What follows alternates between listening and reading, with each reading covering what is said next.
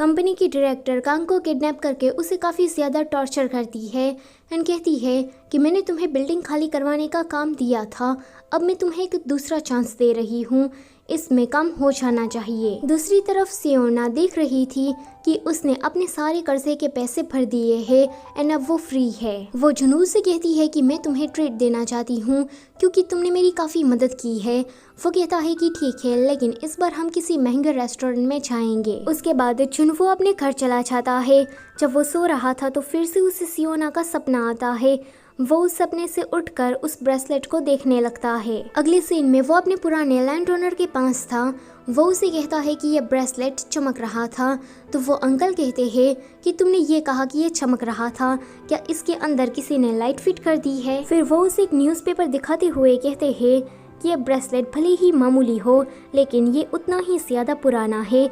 इसके अलावा इसमें कुछ खास बात नहीं है। यहाँ पर सियोना घर में बैठी बैठी अपनी स्टोरी लिख रही थी क्योंकि उसे राइटर शो बनना है एंड वो ऐसे ही स्टोरी लिखते लिखते जुनवो के बारे में कुछ ऐसा सोचने लगती है। जब वो अपनी आंखें खोलती है तो सामने जुनवो खड़ा था। वो उसे कहती है कि तुमने देख लिया? तो वो कहता है कि हाँ, सब कुछ शुरुआत से। सियोना काफ़ी एम्बैरेस फील करती है। जुनवो उसे कहता है कि मैं काम की वजह से कहीं बाहर जाने वाला हूँ।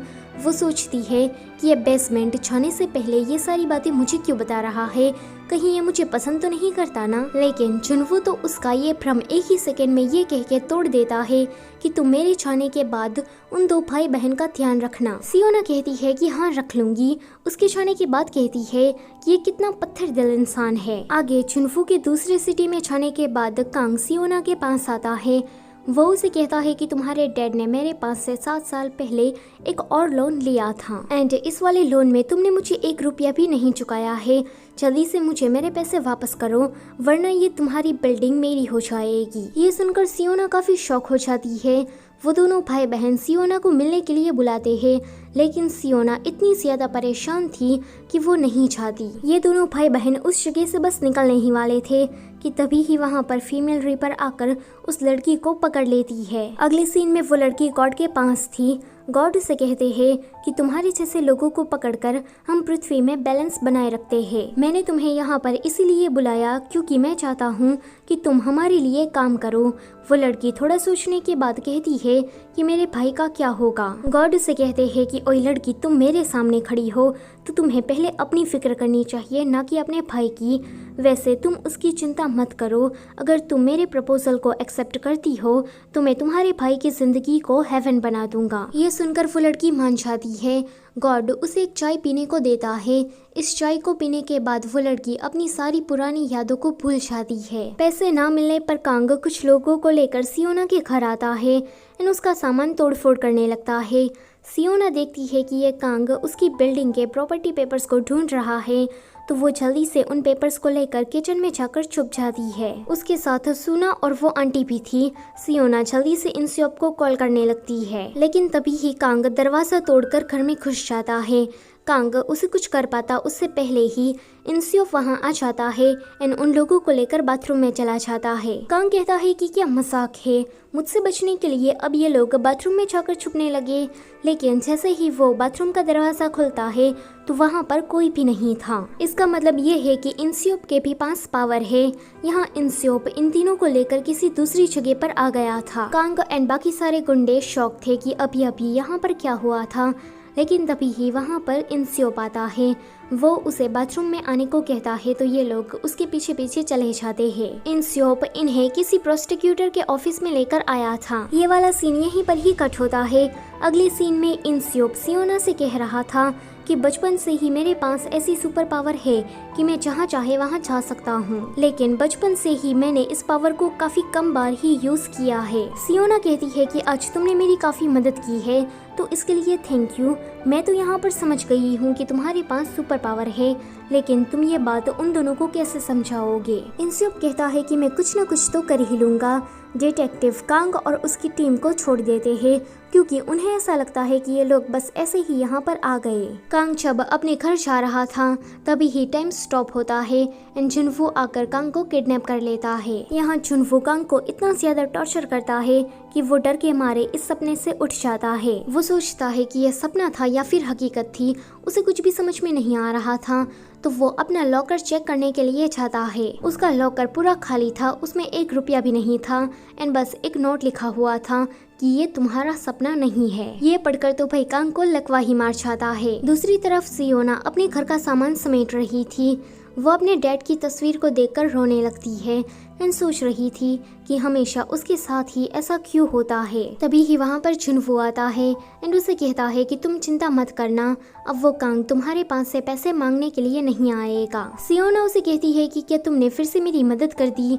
तो वो कहता है कि तुम्हें राइटर बनना था ना, तो बस इसी बात पर फोकस करो। फिर वो अपने दिल की बात उसे बताते हुए कहता है कि पहले मेरी जिंदगी बिल्कुल मीनिंगलेस थी, मैं अपनी जिंदगी में अकेला ही था, लेकिन तुम्हारे आने के बाद मेरी जिंदगी काफी ज्यादा बदल गई है। ये सुनकर सियोना जुनवू के चिक पर किस कर देती है। अब यहाँ एक ऑकवर्ड सी सिचुएशन हो गई थी। तो जुनवू सियोना से पूछता है कि वो दोनों भाई बहन कैसे हैं। तो सियोना उसे कहती है कि कौन, तुम किसके बारे में बात कर रहे हो? जुनवू अभी के लिए इस बात पर ध्यान नहीं देता क्योंकि वो तो उस किस की वजह से काफी ज्यादा खुश था एंड वो ऐसे ही खुशी खुशी अपने बेसमेंट में आता है तो उसके सामने गॉड खड़ा था। जुनवू उसे पूछ पाता कि तुम कौन हो और तुम यहाँ क्या कर रहे हो, उससे पहले ही गॉड अपना इंट्रो उसे दे देता है। जुनवू को लगता है कि ये बस ऐसे ही मजाक कर रहा है तो वो टाइम को स्टॉप करता है, लेकिन इसका तो गॉड पर कोई भी असर नहीं होता। तभी ही उसका ध्यान उस ब्रेसलेट पर जाता है। वो उसे देखकर कहते हैं कि अच्छा तो सारे फसाद की जड़ ये है। इतना कहकर वो जुनवू के घर से वहाँ से चले जाते हैं। अगले दिन जुनवू और सियोना डेट पर जाते हैं। सियोना इस डेट के लिए काफी ज्यादा एक्साइटेड थी, लेकिन जुनवू उसका ध्यान डेट में कम और गॉड की बातों पर ज्यादा था। सियोना भी ये बात नोटिस कर लेती है कि जुनवू कहीं खोया हुआ है एंड उसका ध्यान उसकी तरफ नहीं है, तो वो गुस्सा होकर वहाँ से चली जाती है। दूसरी तरफ इंसियोप इन तीनों को अपनी सुपर पावर के बारे में समझा रहा था।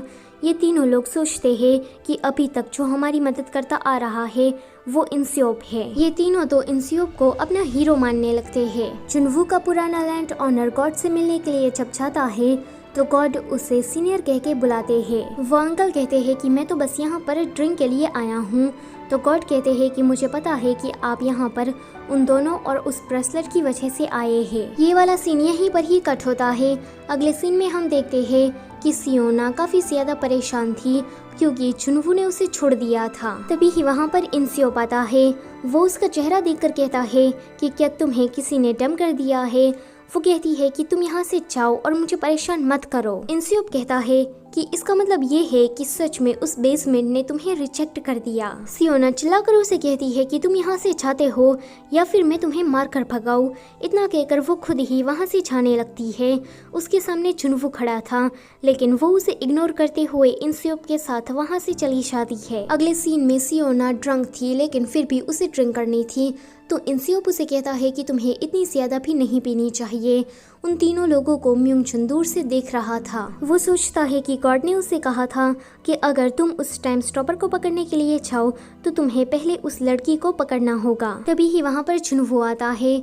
इंसियोप उसे देखकर कहता है कि तू यहाँ क्या कर रहा है। फिर हमें एक फ्लैशबैक में दिखाया जाता है कि सियोना जब इंसियोप के साथ जा रही थी तो जुनवू ने देख लिया था कि म्यूंगचुन उन दोनों का पीछा कर रहा है, इसीलिए वो यहाँ पर म्यूंगचुन का पीछा करते करते आ गया। अगले सीन में जुनवू सियोना को लेकर घर जा रहा था।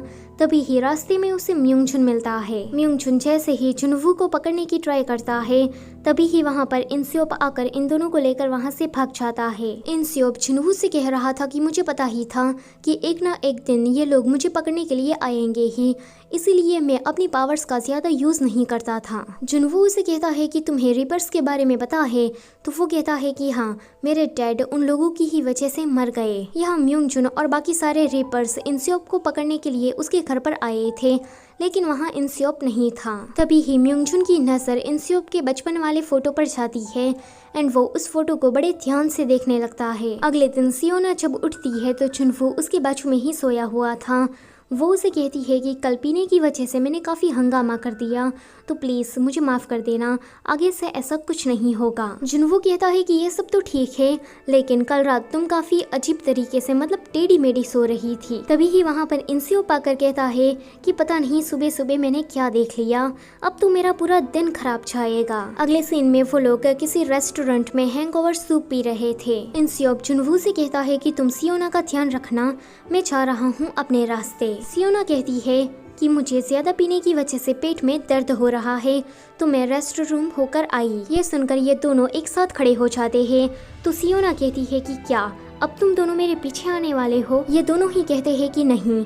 लेकिन सियोना जब वॉशरूम से बाहर निकल रही थी तो उसे रास्ते में म्योंगजुन मिलता है। म्योंगजुन यहाँ पर सियोना को पकड़ने के लिए आया था, लेकिन तभी ही वहाँ पर जुनवो और इंसियोप आकर सियोना की मदद करते हैं। जुनवो तो सियोना को लेकर वहाँ से भाग जाता है, लेकिन इंसियोप म्योंगजुन के हाथों लग जाता है। इंसियोप आज म्योंगजुन का चेहरा देख लेता है तो वो उसे फादर कह के बुलाता है। म्योंगजुन फादर शब्द सुनकर शॉक हो जाता है। इंसियोप कहता है कि फादर आप क्या अभी भी जिंदा हो? अगले सीन में इंसियोप म्योंगजुन को लेकर घर जाता है। वो दोनों जो भी बातें कर रहे थे वो गॉड यहीं पर ही बैठकर देख रहे थे। वो कहते हैं कि इस म्योंगजुन को अपनी सारी पुरानी यादें याद कैसे आ गई। सियोना जुनवो पर चिल्लाकर कहती है कि तुम और इंसियोप दोनों ही काफी अजीब बिहेव कर रहे हो, आखिर में मुझे किस बात से खतरा है? ये सुनकर जुनवो उसे सारी बातें बताते हुए कहता है कि तुम्हें मुझसे खतरा है, इसलिए हमें अब अलग हो जाना चाहिए। वो सियोना को छोड़कर वहाँ से जा रहा था तो सियोना उसे रोककर कहती है कि प्लीज मत जाओ। जुनवो उसे पूछता है कि क्या तुम्हें मुझसे मिलकर कभी भी रिग्रेट फील हुआ? तो वो कहती है कि कभी भी नहीं। ये सुनकर जुनवो उसे सीधा किस कर लेता है। और इसी के साथ ये वाला पार्ट होता है यहीं पर ही खत्म। वीडियो पसंद आई है तो उसे लाइक करो और चैनल पर नए हो तो उसे सब्सक्राइब करते जाओ। Thank you for watching.